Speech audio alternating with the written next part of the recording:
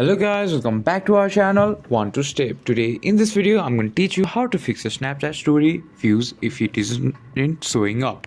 So first of all, open your mobile phone and open Snapchat application and go to your top left corner that is showing your Snapchat story. And as you can see here on my story, as you can see I haven't getting any news. So to fix this, you should go back to your profile and click on these three dots that is showing on my story and click on story settings.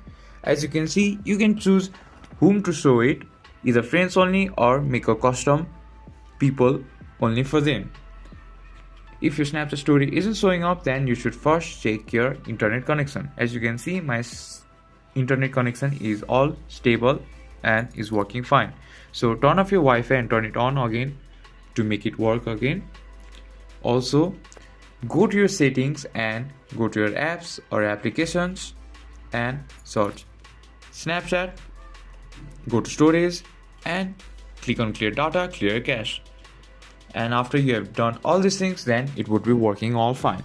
If you find our video helpful, please leave a like and don't forget to subscribe our channel.